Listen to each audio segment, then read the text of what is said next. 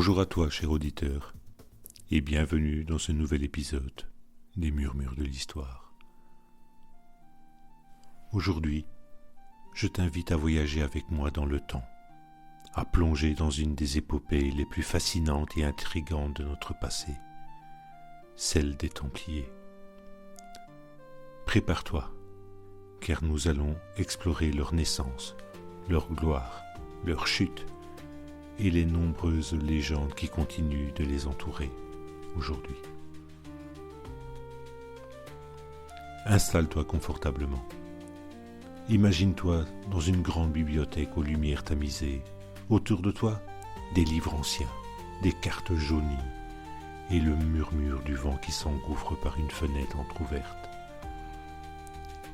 Chaque page que nous tournerons ensemble te rapprochera un peu plus des secrets du temple.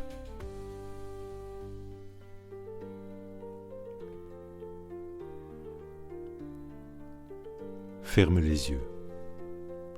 Nous sommes au XIIe siècle, une époque de croisade, de foi intense, mais aussi de violence et d'incertitude. Après la première croisade, Jérusalem est sous contrôle chrétien.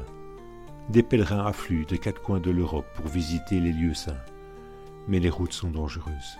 Des bandits et des mercenaires rôdent, et nombreux sont ceux qui périssent avant d'atteindre leur destination. C'est dans ce contexte qu'en 1119, un petit groupe de chevaliers décide de changer les choses. Leur chef s'appelle Hugues de Payens, un noble champenois. Lui et 8 autres compagnons prêtent serment devant le roi Baudouin II de Jérusalem. Leur mission, protéger les pèlerins à tout prix. Mais ils n'ont presque rien, pas de richesse, pas d'armée. Leur symbole, 2 chevaliers sur un seul cheval, gravés sur leur sceau pour montrer leur pauvreté. On les appelle les pauvres chevaliers du Christ et du temple de Salomon, car ils établissent leur quartier général près des ruines supposées du temple de Salomon. À leur début, les Templiers sont humbles, presque invisibles. Ils ne sont qu'un groupe de guerriers pieux, mais tout change en 1129. Au Concile de Troyes, lorsqu'ils reçoivent le soutien officiel de l'Église, désormais leur mission est sacrée. Le pape Innocent II leur accorde des privilèges exceptionnels. Ils peuvent recevoir des dons, sont exemptés d'impôts et ne dépendent que de l'autorité papale. Une organisation est née.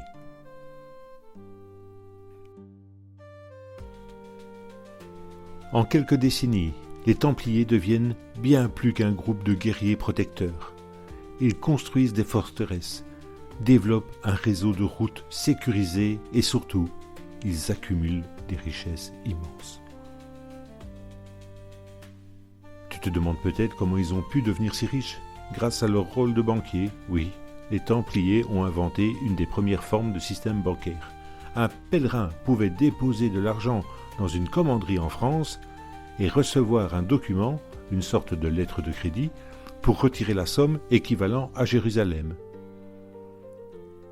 Ce système leur permet d'amasser une fortune considérable. Ils possèdent des terres, des moulins, des vignes, et leurs forteresses s'étendent de l'Europe au Moyen-Orient. Mais ils ne sont pas seulement riches, ils sont puissants. Leur armée est redoutable, leur influence politique immense. Les rois, les nobles, même le pape respectent leur autorité. Tu vois, les Templiers ne sont plus seulement des protecteurs, ils deviennent un véritable pilier de la chrétienté médiévale. Cependant, cette ascension fulgurante s'accompagne de jalousie et de soupçons. Certains commencent à se demander « Que font-ils vraiment derrière leurs murs et leurs commanderies ? Quel secret cachent-ils » À mesure que leur pouvoir grandit, les rumeurs se multiplient. On murmure qu'ils pratiquent des rites mystérieux, Certains les accusent même d'adorer des idoles, comme le fameux Baphomet, une figure énigmatique qui nourrira les fantasmes des siècles suivants. Ces accusations, pour la plupart infondées, prennent racine dans la nature secrète. Les Templiers étaient une organisation militaire et religieuse, et comme toute organisation secrète, leur fonctionnement intriguait et effrayait. Mais le véritable coup fatal vient en 1307, lorsque le roi Philippe IV de France, dit Philippe le Bel, décide de les anéantir. Pourquoi ? La raison officielle est l'hérésie, mais la vérité est bien plus simple. Philippe est criblé de dettes, et les Templiers possèdent ce qu'il lui manque, de l'or.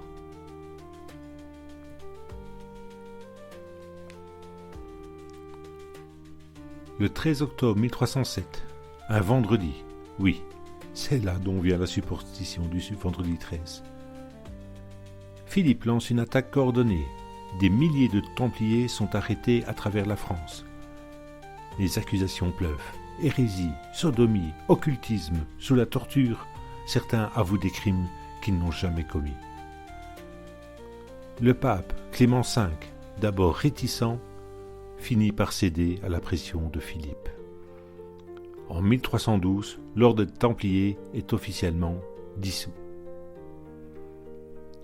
Le dernier grand maître, Jacques de Molay, est brûlé vif en 1314 sur une petite île de la Seine à Paris. Jusqu'à la fin, il proclame l'innocence de son ordre et, selon la légende, lance une malédiction contre Philippe et le pape. « Dans l'année, vous me rejoindrez devant Dieu. » Et étrangement, les deux meurent après.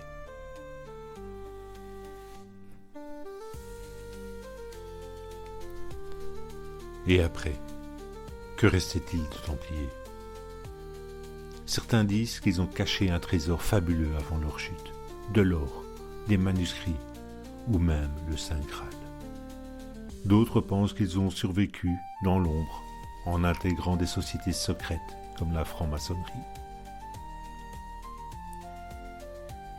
Il y a aussi leur idée, leur esprit, la solidarité, la dévotion, la justice. Bien qu'ils aient disparu, ces valeurs continuent d'inspirer des organisations caritatives et des récits populaires.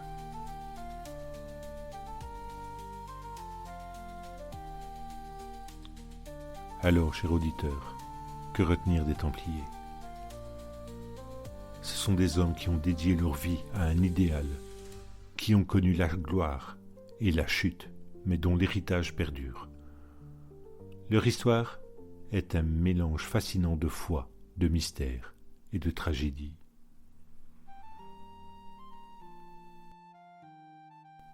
Merci d'avoir voyagé avec moi aujourd'hui. J'espère que ce récit t'aura transporté et fait réfléchir. Et surtout, n'oublie jamais, l'histoire a encore bien des secrets à nous révéler. À bientôt, dans un prochain épisode des Murmures de l'Histoire.